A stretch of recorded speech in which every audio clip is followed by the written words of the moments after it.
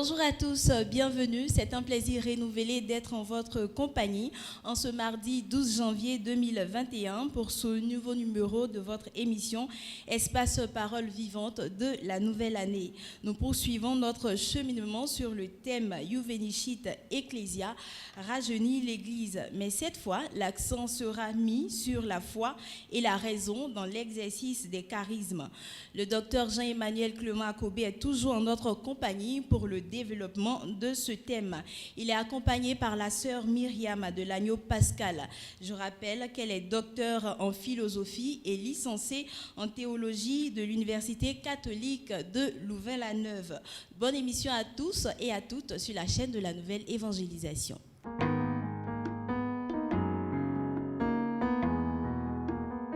Un tout grand merci, Mélissa.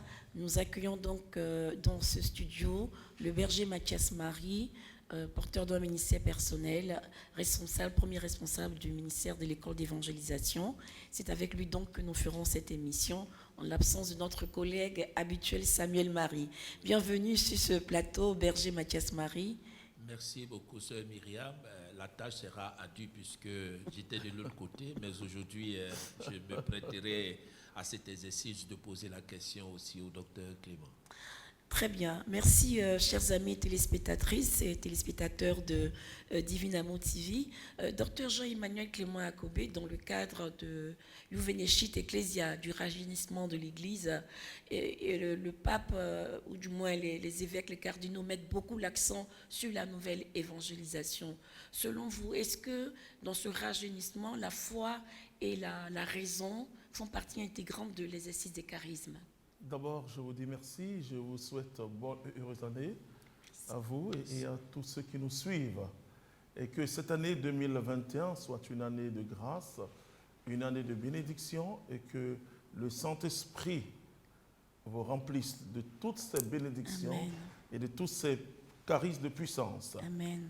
Alors, je dis merci parce que vous l'avez souligné que cette attention à la nouvelle évangélisation et prend en compte tout l'homme et dans toutes ses dimensions. Et donc, un des dons extraordinaires que Dieu a donné à l'homme, c'est la raison. Et preuve, c'est que l'Église met l'accent sur une matière dans la formation de ses agents pastoraux, sur la philosophie, qui est une façon rationnelle d'utiliser notre raison. Donc, je vais d'abord lire ce que un document d'église très important, l'encyclique du pape Jean-Paul II, sur la foi et la raison, Fides et Ratio.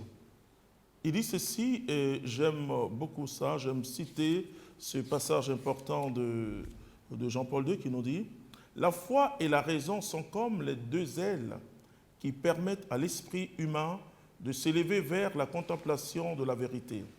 C'est Dieu qui a mis au cœur de l'homme le désir de connaître la vérité et au terme de le connaître lui-même, afin que le connaissant et l'aimant, il puisse atteindre la pleine vérité sur lui-même. » Donc, dans l'exercice de charisme, l'Esprit Saint vient au secours. Il vient au secours de notre faiblesse, des limites de notre intelligence. Donc, c'est vraiment très approprié dans cette nouvelle évangélisation de mettre ensemble la foi et la raison. Alors, si cela en est ainsi, si la foi et les dons charismatiques sont octroyés par le Saint-Esprit, par la foi, est-ce que dans cette activité, cela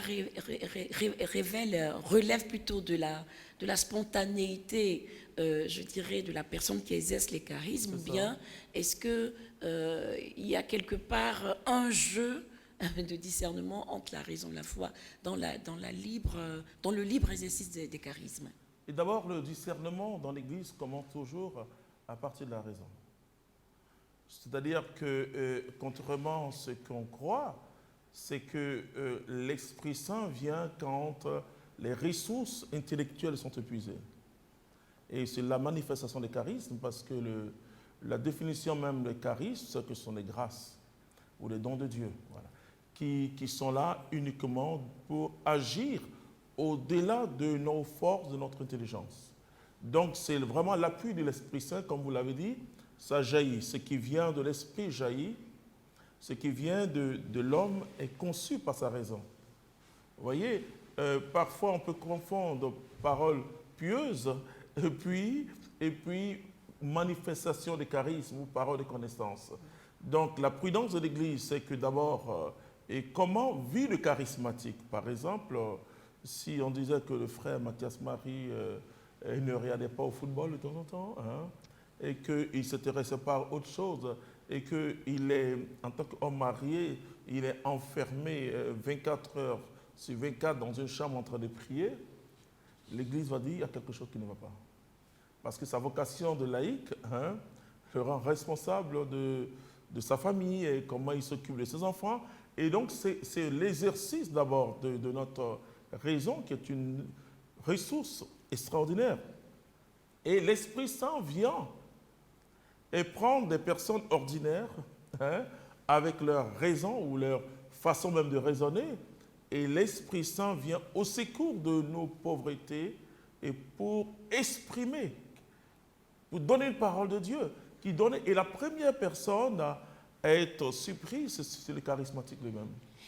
Alors, je vais renchérir sur cette même question. Comment alors comprendre que une personne faisant une expérience de ce type, comment vérifier, comment s'assurer que l'expérience est vraiment d'origine divine et qu'il n'y a pas des forces invisibles négatives, ou voire même encore, est-ce que ce n'est pas la subjectivité de la personne elle-même qui se manifeste à travers les charismes? Donc, je voudrais que vous précisiez comment est-ce qu'on peut s'assurer que l'exercice est d'origine divine et non pas des forces diaboliques, ou voire même la subjectivité de la personne elle-même. Merci, parce que vous êtes philosophe, donc je serais très à l'aise d'expliquer ça. Vous voyez, quand on parle des fonctions ou des charismes hiérarchiques de l'Église, on croit forcément que les évêques qui s'asseyent et qui discernent. Non. Il y a presque tous les corps de métier qui entrent en jeu. Il y a les philosophes, les anthropologues, bon, s'il y a des prêtres habilités à ces matières, il n'y a pas de problème.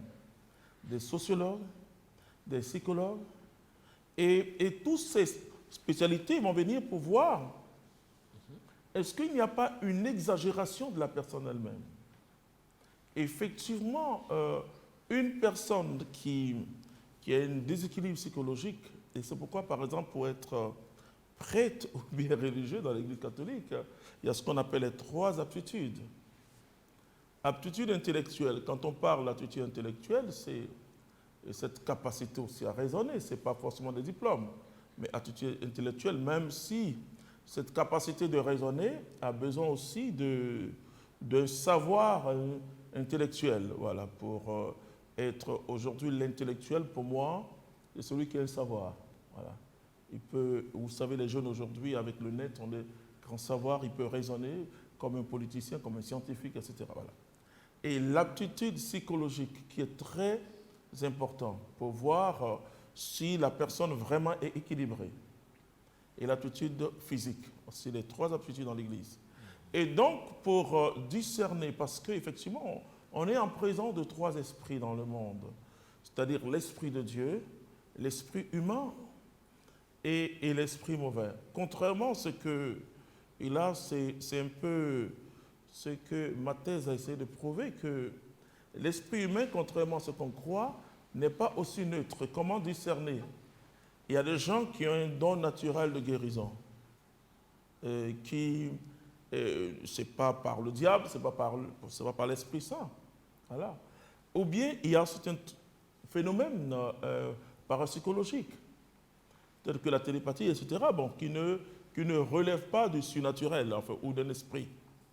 Et donc, une personne, par exemple, qui n'est pas assez équilibrée et qui force sur son esprit, qui dit « je suis enceinte », vous allez voir tous les symptômes d'une femme enceinte. Voilà. Donc, dans le discernement, le discernement prend en compte et toute la recherche. Regardez un peu comment on discerne pour que l'Église reconnaisse, même Medjugorje aujourd'hui. Moi, je dis toujours aux chrétiens, aux gens qui portent un ministère dans l'Église, ne soyez pas pressés. De toute manière, l'Esprit Saint, hein, c'est lui qui anime l'Église. Mais l'Église prend du temps et voit tous les aspects. C'est quand on voit que la personne, elle est équilibrée, ok? Alors, on commence à comprendre les manifestations, parce qu'il y a une différence entre la manifestation de Dieu, la manifestation de l'homme à travers tout son système psychique, et qui peut produire même, moi j'ai vu, et j'ai accompagné une personne spirituellement, et d'ailleurs que vous connaissez bien, et on parlait de Sigma, et le sang sort, hein? Il s'en sort. Hein? Bon, après, je ne vous dirai pas la conclusion de ma recherche. En fait, je peux vous dire que Dieu n'était pas dedans. Et que c'était même démoniaque. Ah oui. Et c'est parce qu'on voit une statue qui pleure que forcément. C'est pourquoi l'Église prend toujours son temps. Voilà. Donc, il y a beaucoup de manifestations. Donc, le discernement vrai part d'abord la raison et voit aussi ses capacités humaines. Il y a des personnes très intelligentes. Et quand vous lancez la première parole, elles savent tout ce que vous vivez. Voilà. Elle peut dire, non, c'est le Seigneur qui m'a inspiré. Vous voyez? Donc, il y a beaucoup de choses, ou des personnes qui peuvent faire un songe sur une personne pour le mariage. Il faut demander, est-ce que tu aimes cette personne? Est-ce que tu désires? En ce moment, ce n'est pas un songe, c'est un rêve. Donc, c'est délicat. J'entends beaucoup le mot discernement, même par des agents pastoraux de l'Église. Mais je dis, mais c'est quoi on s'appuie pour le discernement? C'est une activité délicate, qui veut dire aussi que celui qui discerne doit être neutre, c'est ce qu'il appelle la neutralité prophétique. Tu ne peux pas discerner une personne si tu as déjà des préjugés sur la personne. Donc ça aussi, c'est pas... Et donc le grand discernement dans l'Église, par là, même un évêque arrivé à un niveau peut faire un document pour envoyer à l'Église, c'est-à-dire à Rome. Rome dit, ok, on prend, ok, c'est bien, vous avez parlé de lui, l'apparition, etc. Mais nous, on va étudier la question. Rome va refaire ses enquêtes pour confirmer ou pour infirmer. C'est très, très important. Et donc, c'est dans cette fonction hiérarchique, hein, l'Église peut utiliser des médecins, des laïcs, et pour faire des enquêtes sur la personne. Et ça, je le dis toujours aux jeunes charismatiques, hein. Dans un diocèse, il y a toujours quelqu'un qui est envoyé pour vous voir. Bon, et ça, je peux vous dire que c'est le discernement de l'Église. Hein. C'est normal. De l'espionnage ou du discernement? Non, c'est le discernement. L'Église ne surveille pas, mais elle veille sur. Amen. Voilà, elle ne surveille pas, mais elle veille sur, parce que l'évêque a pour charge de voir tout ce qui se passe dans son diocèse. Absolument. Ah oui. Ah oui. Merci papa, merci docteur Jean-Emmanuel Clément Akobé. Je me souviens qu'au renouveau charismatique, on avait coutume de dire qu'il y avait 3 niveaux de discernement. Oui. Vous en rappelez ou pas?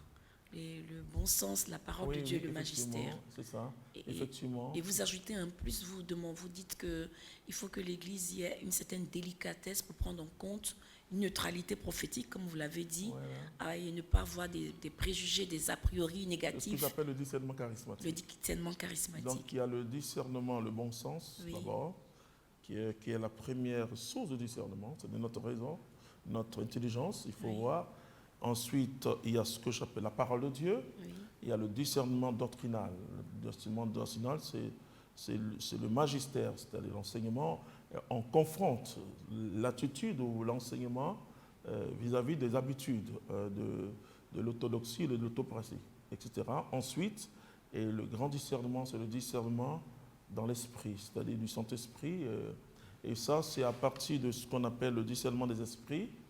Et comme le dit Jean, ne vous fiez pas à tout esprit, voilà, mais éprouvez les esprits, voilà, pour voir s'il vient de Dieu. Merci beaucoup. Je pense que nos amis téléspectateurs et téléspectatrices ont bien compris. Je voudrais maintenant m'adresser au berger Mathias Marie qui va certainement poser ces questions. Merci, docteur. Voilà, ma question va se porter sur l'exercice du charisme. Oui. Alors, cela à 2 niveaux. Le premier niveau, c'est d'où peut provenir l'exercice d'un charisme. Oui. Et je veux dire par là, la source de l'exercice du charisme. Le deuxième niveau de ma question est de savoir si l'exercice du charisme peut-il rendre le mouvement charismatique inévitable au cœur de l'Église. Je veux dire par là, est-ce que l'Église peut se passer de l'exercice des charismes comme on l'entend dans le mouvement charismatique? Ok. Belle question. D'ailleurs, comment on donne, je vais prendre un exemple simple, comment on est sûr que ce qu'on a reçu vient du Saint-Esprit. Voilà. Et c'est l'action surnaturelle de Dieu en nous. Et cette action surnaturelle de Dieu en nous, j'ai l'envie de vous dire que Dieu passe par plusieurs facultés qu'il a mis en nous. C'est extraordinaire. Et il passe.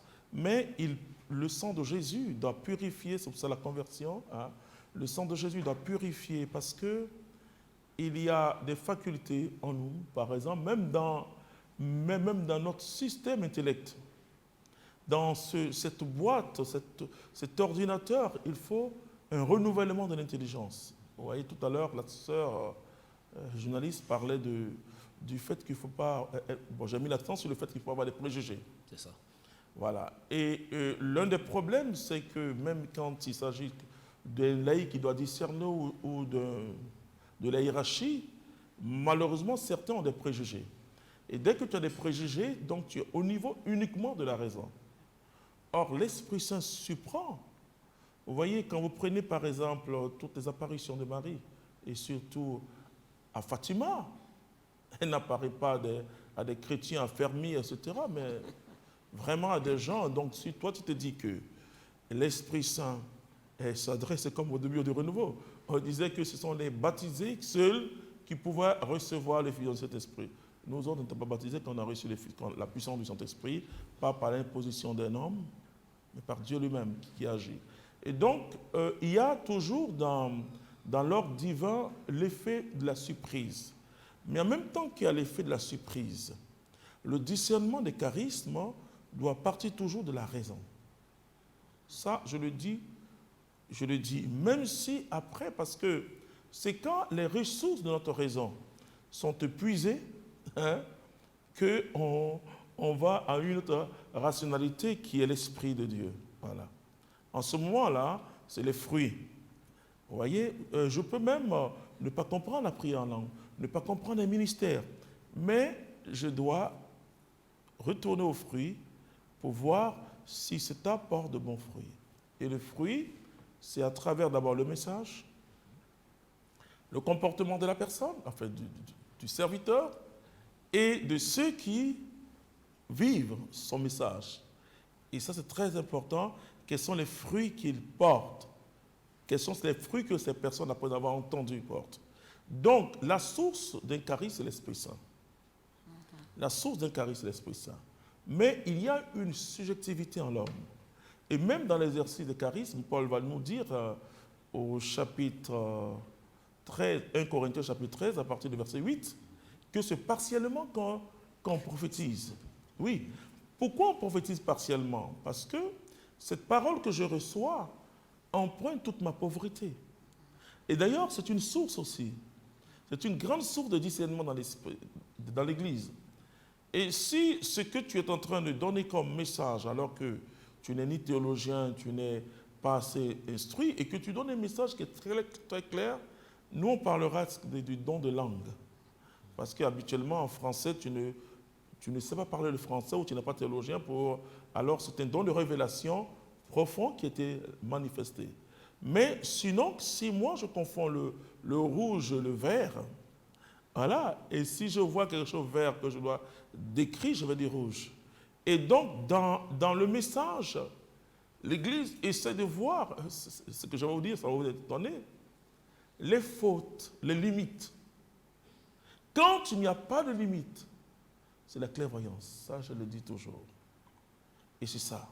S'il y a une précision, parce que même Marie se pose la question, mais comment cela se fera-t-il? C'est-à-dire, la raison humaine intervient. Et si c'est tellement correct, et Paul dit, c'est partiellement qu'on prophétise. Hein. Et même après 32 ans, je sais que quand je prophétise, c'est peut-être 80-90% ou 85%, je sais quelque chose qui m'échappe toujours. Et c'est pourquoi quelqu'un d'autre dans le courant charismatique donnera une autre précision. Et donc c'est très important de voir ça, de dire que, par exemple, arrivé un moment de ta vie charismatique, on parle d'une aisance dans les paroles parce qu'on sait désormais que l'Esprit Saint épouse notre pauvreté. Ah oui, oui, oui. Même notre caractère, il y a des pierres un peu. Pourquoi Jésus prend Pierre? Parce que, et puis on prend Pierre pour sa fougue, là, etc. Donc l'Esprit Saint nous épouse. Nous épouse. Et on a l'impression que quand Dieu vit en nous, non, et que tout devient... non. Et c'est l'œuvre de la sanctification se poursuit. Hein, au fur et à mesure de cette présence de l'Esprit en nous, et par les dons de sanctification, on grandit la sainteté. Mais au départ, c'est comme une source. Hein. Quand il jaillit, il y a la boue. Il y a beaucoup de boue. Malheureusement, qu'est-ce que les gens font? Ils regardent le comportement d'un jeune qui peut-être a fait une erreur ici à gauche, à droite. Non, ça, c'est pas comme ça le discernement dans l'Église. Hein. Le discernement se fait dans le temps. Et je le dirais même dans l'épreuve. Quand Rome nous a posé la question, en 2000, je crois, quand on est ensemble, non? Est-ce qu'il n'y a pas eu de crise dans votre communauté? On était heureux de dire non, non, non, tout va bien. Mais on a senti qu'ils étaient tristes. Et quand il y a eu la crise en 2010-2011, c'est là Rome donne l'autorisation de reconnaître définitivement. On veut dire que, parce que, est-ce que tu tiens après la crise? Voilà. Est-ce que tu tiens après la crise? C'est très important. Vous voyez la force de la raison dans le discernement. Voilà. Alors, dans les réponses que vous nous avez données, il y a quelque chose qui m'a titillé, que je voudrais répondre par une question. C'est la question de la voyance. Oui.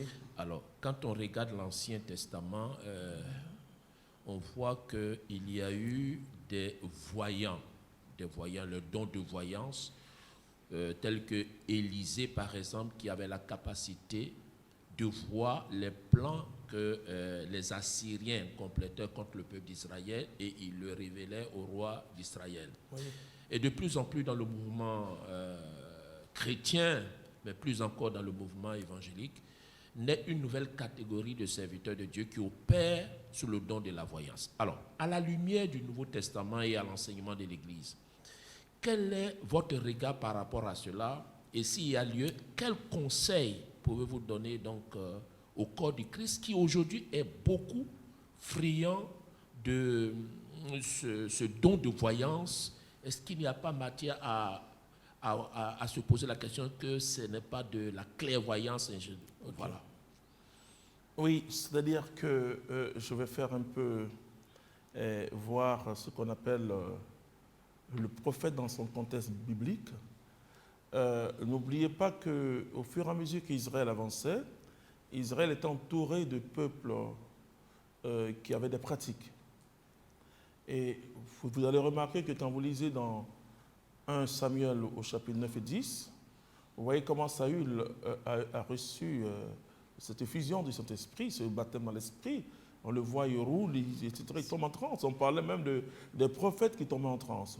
Au fur et à mesure que Israël avançait, il y a comme une purification, une bonne compréhension. Parce que dans l'exercice des charismes, il y a aussi, on peut imiter.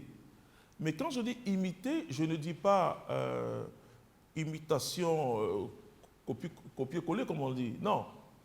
En fonction de à quelle école tu appartiens. Si tu es dans une école où moi, j'allais un temps, quand je prêchais aux États-Unis et dans beaucoup de pays, je voyais les gens qui recevaient l'esprit comme... Mais je dis, arrêtez ça. Et après, je me suis rendu compte que c'était la pratique d'un prédicateur. Bon, je respecte chacun. Hein. Et lui, quand il dit, il fait comme ça. Je dis, non, attention, ça trouble. Vous voyez?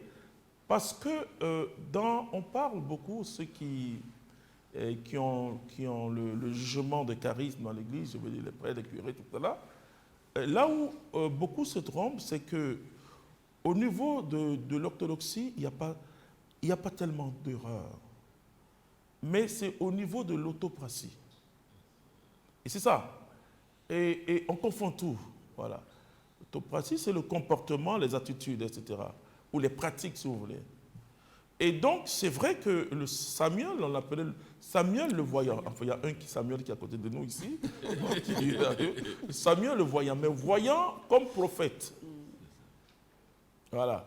Pas voyant dans le sens de la divinité. Non, pas ça.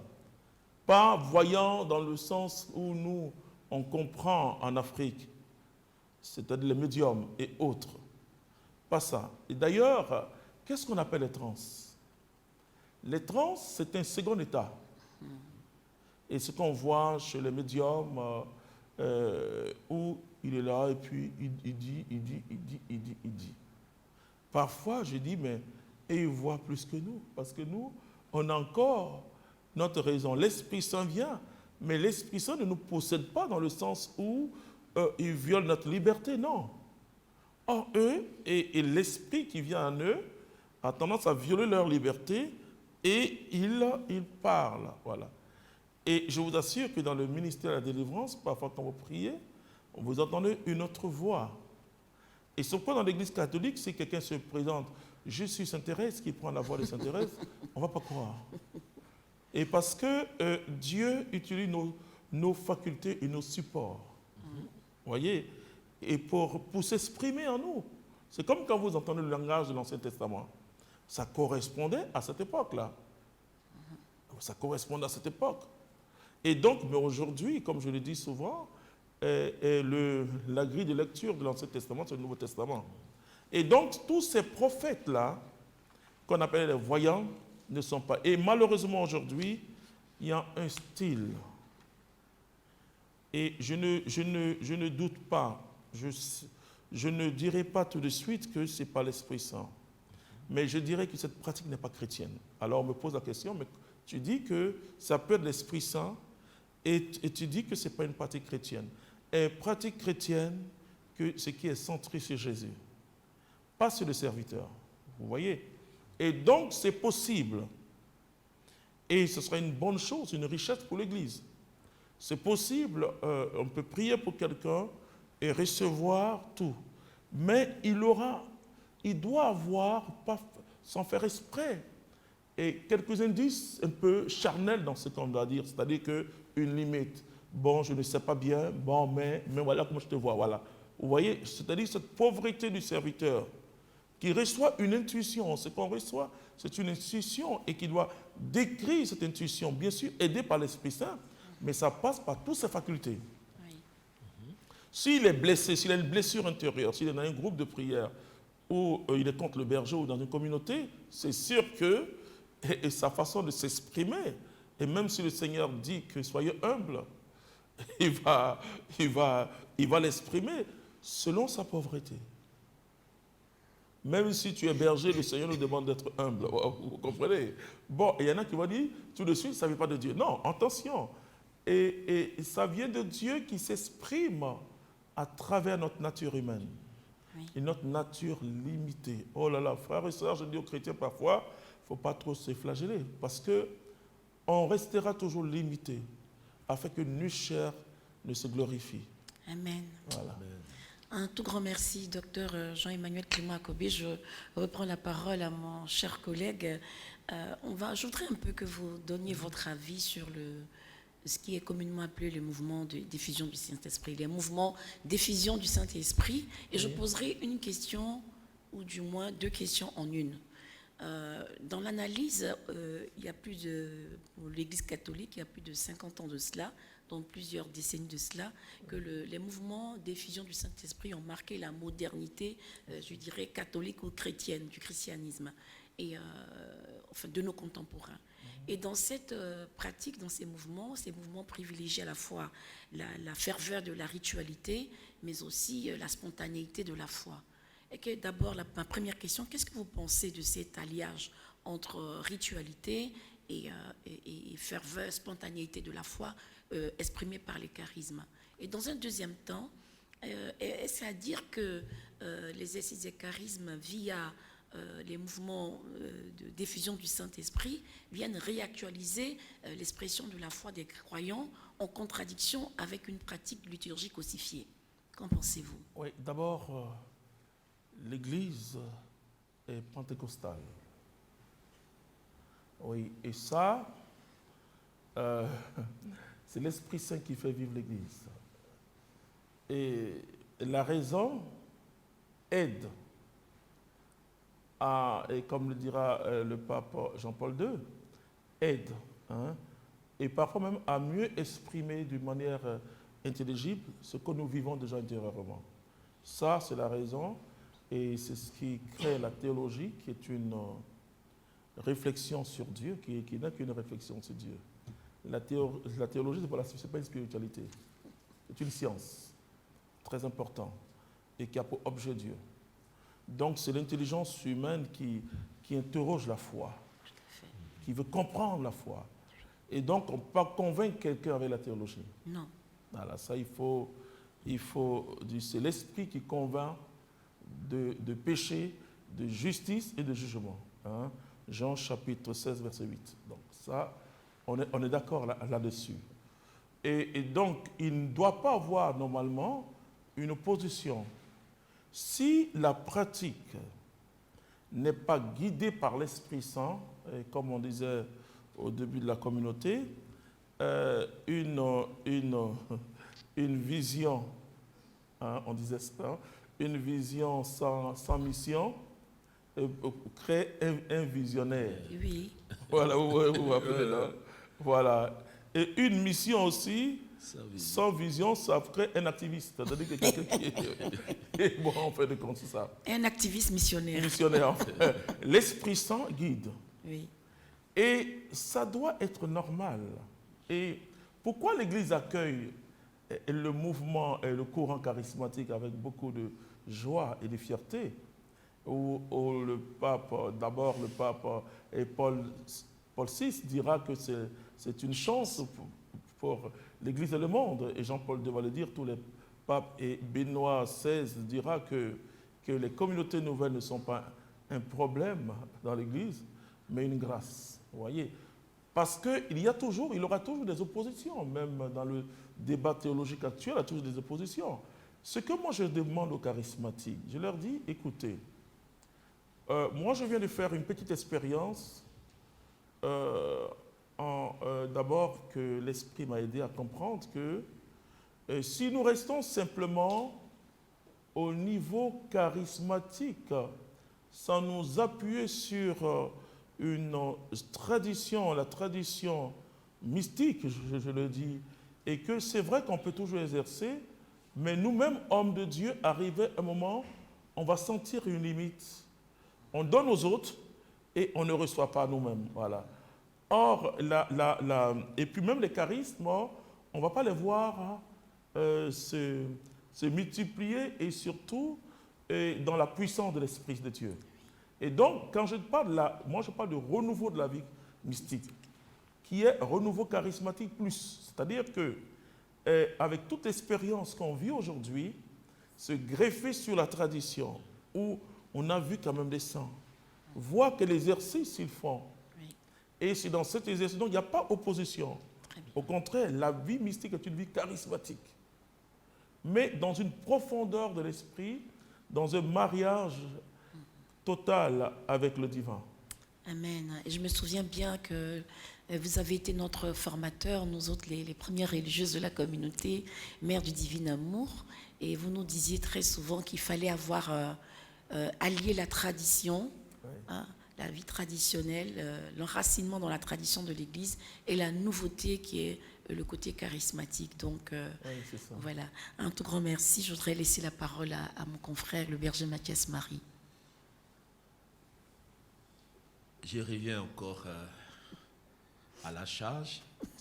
Je pense que peut-être mes questions auront un élan très pertinent parce que je veux me mettre à la place du chrétien lambda C'est ça. qui veut avoir une vision, une compréhension de cette chose qui est les charismes. Alors, quand on regarde dans le milieu pentecostal, je vais dire chez les protestants, le protestantisme, l'avènement des exercices des charismes au mouvement pentecostal a suscité en son sein beaucoup de groupes, beaucoup de courants, beaucoup d'orientations, et cela en s'appuyant sur certains éléments de la doctrine à leur niveau. Et pour nous, en tant que catholiques, nous accueillons en notre sein ce même courant, cet exercice des charismes, mais la particularité, c'est que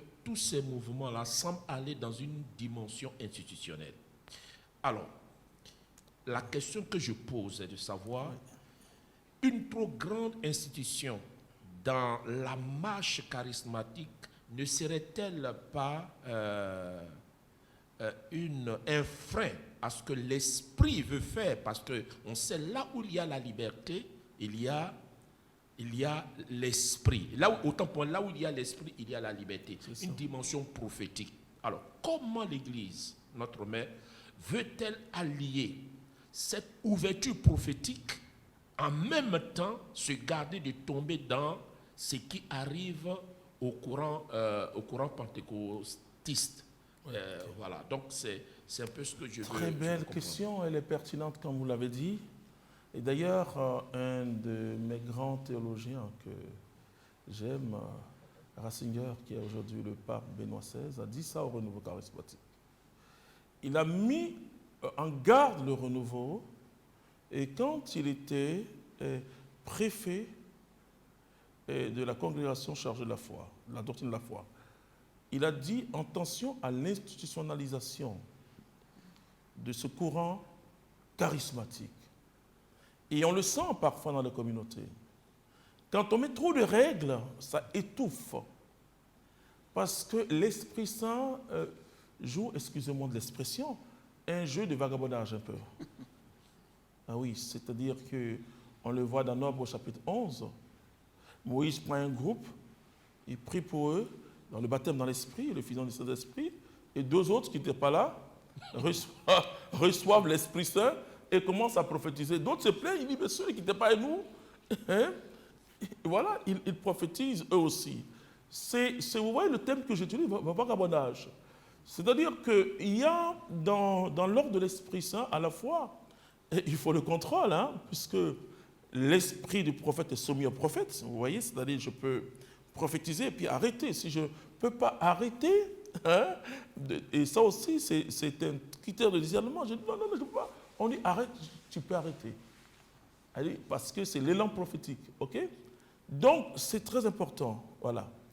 Et vous l'avez dit, on l'a souligné, et d'ailleurs le pape François ne cesse de le dire. Quand il est venu, je parlais avec un théologien, le frère Emmanuel, je lui disais, tu vois, le pape François est en train de réhabiliter quelque chose dans l'Église que nous ne... D'abord, l'évangile total. Oui. L'évangile, c'est vrai qu'il est le pape le plus persécuté dans l'Église, les autres papes étaient persécutés à l'extérieur. Ça, je l'ai dit. Et tout ce qu'il avance, on dit, mais il va trop, non.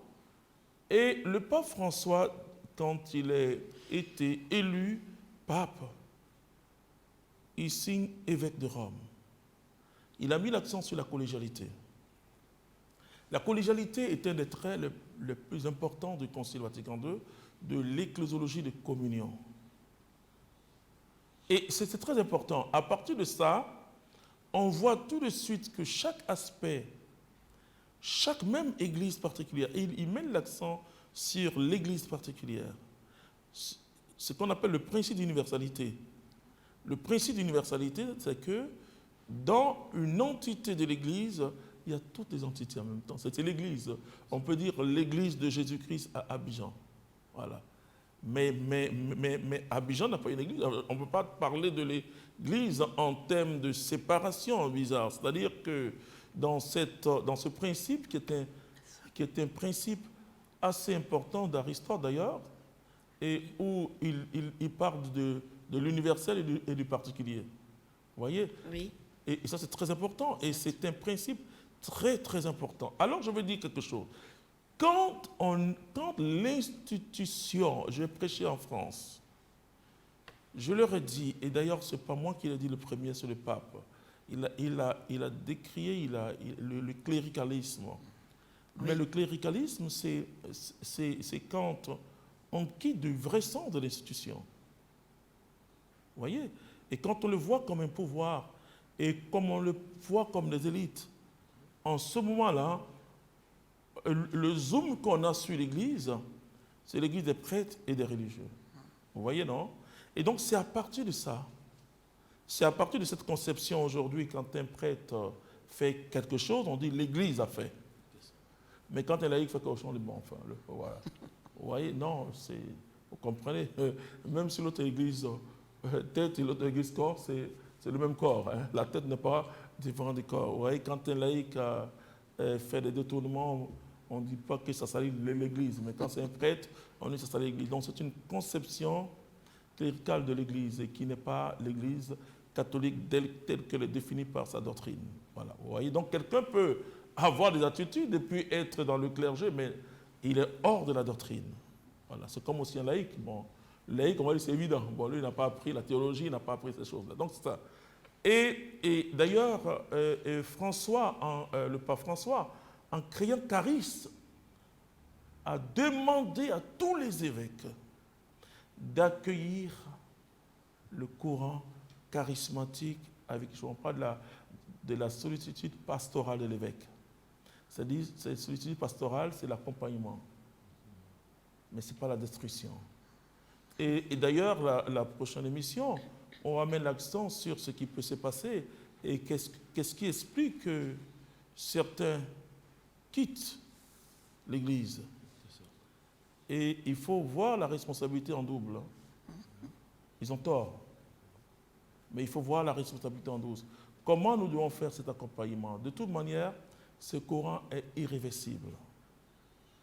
Irréversible parce que le Saint-Esprit souffle même sur les ménagères, il souffle sur toute chair, comme l'a dit Joël.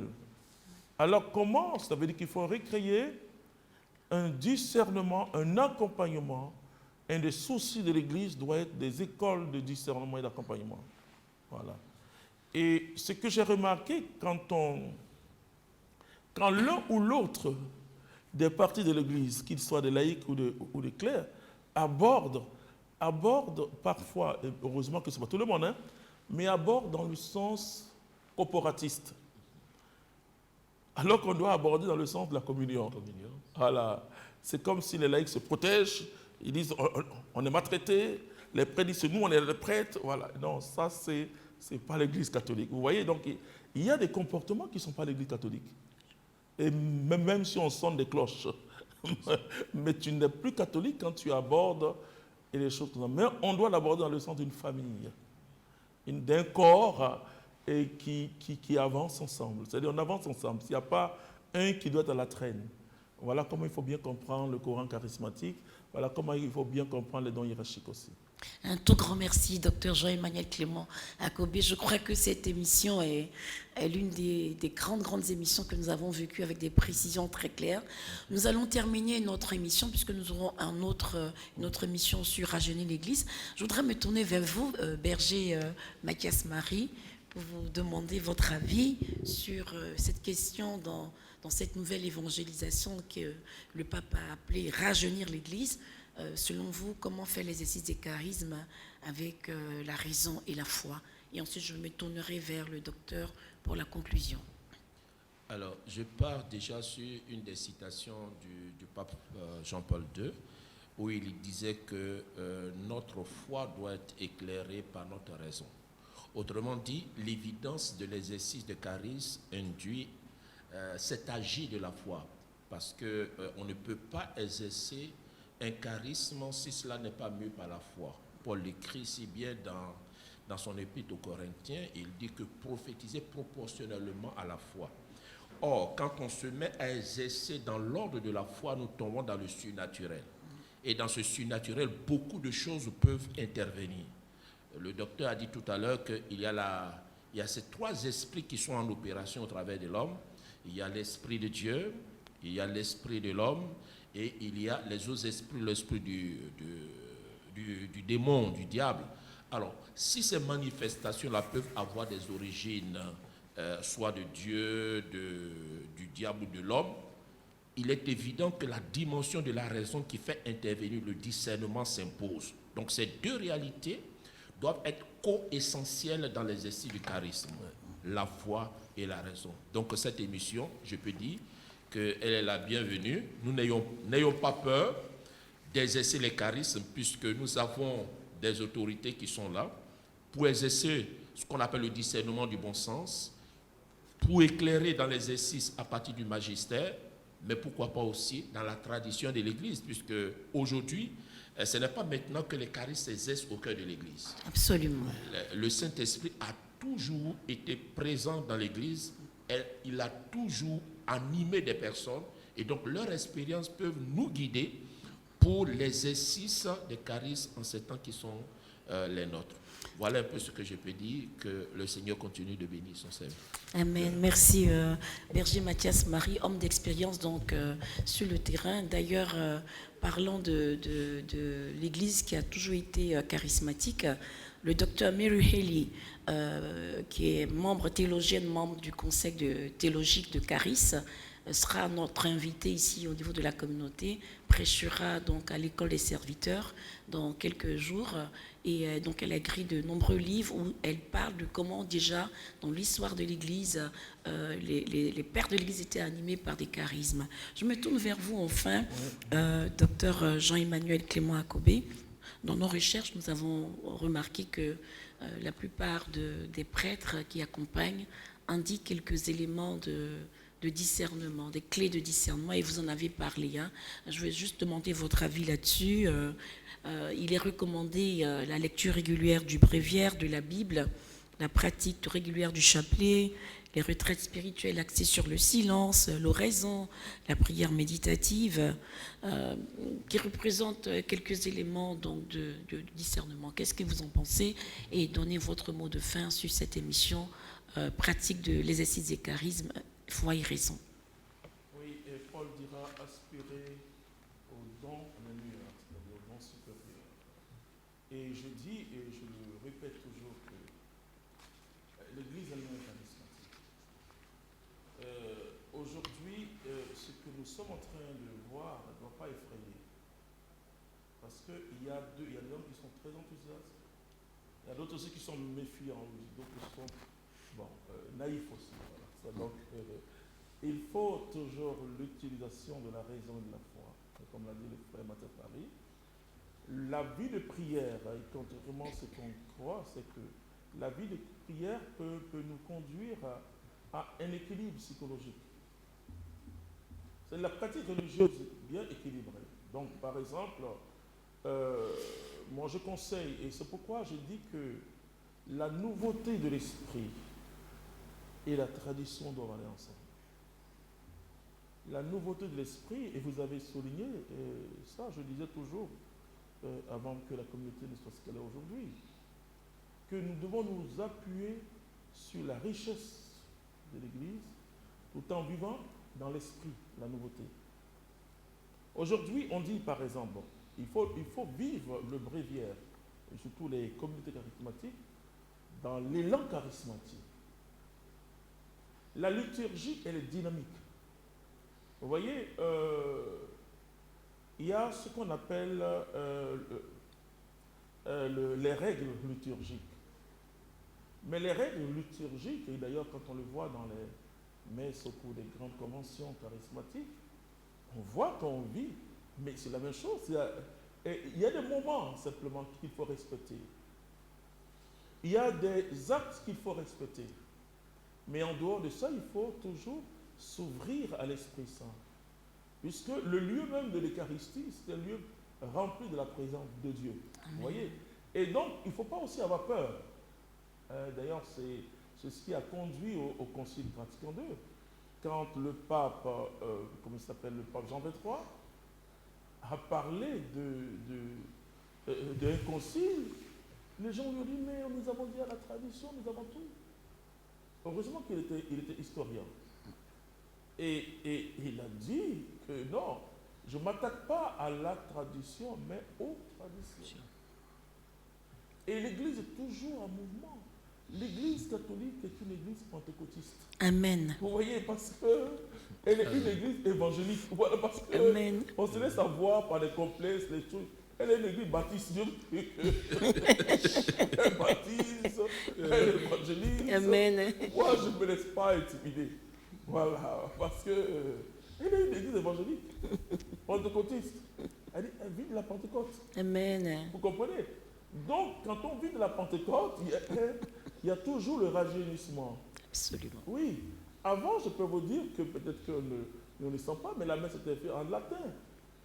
Et le prêtre faisait do au peuple. Mais il va arriver un moment, et ce n'est pas interdit dans la liturgie de l'Église, qu'un évêque ou un prêtre, au cours de l'Eucharistie. Oui. Alors, Oui. à ce sens, pour permettre à ce qu'il va clôturer, c'est un peu, est-ce que le référentiel de l'Église, quand on perçoit, et ce qui fait un peu j'allais dire, ce choc de civilisation dans la foi, n'est pas le fait que une branche de l'Église perçoit sa source plus dans la tradition, c'est-à-dire dans la période patristique, au lieu de remonter un peu vers le temps apostolique. Parce que ce que vous dites se conçoit mieux dans le temps apostolique. Là, on peut affirmer que l'Église, elle est pentecostale, elle est évangélique, puisque tous, même nos frères d'à côté, font référence au fait que l'Église qu'ils croient être l'Église du Seigneur, tire sa source chez les chrétiens, c'est-à-dire les premiers chrétiens, ainsi de suite. Mais pour nous, on est un peu, je peux me tromper et je me soumets à votre éclairage, on est un peu plus porté vers les écrits des pères de l'Église, plus porté vers la construction de la liturgie au temps des pères de l'Église, et tout cela influence l'Église aujourd'hui dans son ouverture totale à l'action pentecostale. Est-ce que vous pouvez apporter, je peux me tromper, mais c'est une réflexion que j'ai faite et vous demandez de nous éclairer. Non, c'est le but même de cette émission, c'est-à-dire poser les questions qu'on n'ose pas poser. Voilà. Voilà. Je n'ai pas la prétention d'avoir toute la connaissance possible pour tout régler les problèmes de l'Église. Et je donne les réponses que l'Église m'a données. Voilà. Et donc c'est pourquoi en donnant les réponses que l'Église m'a données à travers ma formation théologique et mon expérience de tous les jours, je vais dire que c'est un faux débat. Vous voyez, je dis souvent aux chrétiens de suivre les écrits du pape, de suivre les écrits officiels. Chacun a son opinion. Voilà. Mais, et même, parce qu'il faut comprendre, et vous avez parlé des pères de l'Église, c'était aussi une Pentecôte. Parce qu'il rencontrait le monde de la philosophie. Le monde où il fallait, vous voyez, ils sont passés d'une foi vécue, et je le dirais même une foi expérimentale à la théologie. C'est de quoi je parle. Ils sont passés d'une foi expérimentale à la théologie. Pourquoi? Il fallait engager une réflexion sur Dieu dans un monde très difficile. Alors, tout ce qu'ils ont essayé de faire, c'est d'écrire des énoncés théologiques. Mais nous sommes à la même époque actuellement. Et on parle de plus en plus d'une théologie de charisme. Voilà. Et aujourd'hui, le monde de l'Internet, le monde qui est en mouvement, d'ailleurs, je vous dis que le Concile Vatican II, la Gaudium Spes, etc., et déjà prévoyait que l'Église devait comprendre le monde dans son agir et adapter ses méthodes d'évangélisation. C'était déjà les prémices de l'inculturation, et aussi les prémices de la nouvelle évangélisation. Très important. Comment on évangélise ce monde-là? Est-ce qu'on l'évangélise comme au temps de Saint-Augustin? Non. Qui s'adressait à un monde de philosophes avec des arguments théologiques. Aujourd'hui, si vous allez dans un village pour prêcher, vous allez même dans ce monde aujourd'hui. Si vous prêchez la théologie, on vous dit, mais il ne connaît pas qui, et puis c'est tout. Hein? C'est l'expérience de la foi. Il faut revenir à l'expérience de la foi, et je peux vous dire que et au début et juste après le Moyen-Âge, et quand on allait dans le siècle de la Renaissance, il y a eu, de la modernité je le dirais, il y a eu un conflit entre la foi et l'expérience de la foi. Voilà. Et vous voyez l'entrée aussi en jeu de certains théologiens comme Boutman, oula, et qui fait une séparation entre la christologie et la jésologie, vous voyez. Aussi, l'entrée aussi de ce type de théologie, et qui fait la différence entre la christologie et la pneumatologie, c'est-à-dire alors que le mot Christ prend en compte déjà l'Esprit Saint. Amen. Voilà. Et donc, c'est la construction théologique. On est victime de cette construction théologique. Et c'est la construction théologique, ce qu'on enseigne, hein, qui fait qu'aujourd'hui, mais je peux vous dire aujourd'hui, depuis le grand théologien Benoît XVI, ce sont les questions qui ne se posent plus à l'Église catholique. Et l'Église catholique est en train de vivre un rajeunissement pas possible. Amen. Amen. Aujourd'hui, par exemple, le pape François, et là j'ai écouté dernièrement Père son âme, enfin, même s'il n'est pas catholique, parce que Père son âme, quand le catholique dit Père son âme, c'est-à-dire on prie encore pour lui. Billy Graham. Billy Graham avait pour ami Jean-Paul II. Voici le rajeunissement de l'Église. Et le pape François a pour ami un pentecôtiste de nom. Je veux plus que l'Église est pentecôtiste. Je ne veux plus qu'on traite l'Église catholique des rétrogrades. Elle est pentecôtiste, elle est baptiste, elle est évangélique. Donc, elle est une église de réveil. Amen. Parce qu'il ne faut pas avoir des complexes. Il y a un réveil à son sein, on baptise. Elle est aussi existe qui baptise. Donc, baptise. Amen. Si tu aimes l'eau, oui, moi je te conduire avec une eau catéchuménat. Oui, le néo catéchuménat. Si tu veux. On les baptise. Le baptême par immersion. Si tu veux une église pentecôtiste, je te conduis dans une communauté charismatique. Tu vas voir que. Donc voilà, on n'est pas. Donc c'est pour finir, pour dire simplement que ce que je demande aux chrétiens, surtout aux laïcs, c'est d'aimer cette église. Amen. Elle est belle. Voilà, elle a plusieurs courants qui la traversent. Et nous devons nous situer dans le courant du pape François. Et dans le courant du pape François, on est sûr que l'Église va se rajeunir totalement. Amen. Merci pour ce beau mot de fin qui conclut, qui clôture notre émission. Amis téléspectatrices, téléspectateurs de Divine Amour TV, mes collègues et moi vous souhaitons encore une fois une excellente année 2021 et que la grâce de Dieu abonde dans tous les domaines de votre vie. À vous, Mélissa. Merci à tous de nous avoir suivis. Je rappelle le thème, c'est la foi et la raison dans l'exercice des charismes, toujours sur rajeunir l'Église.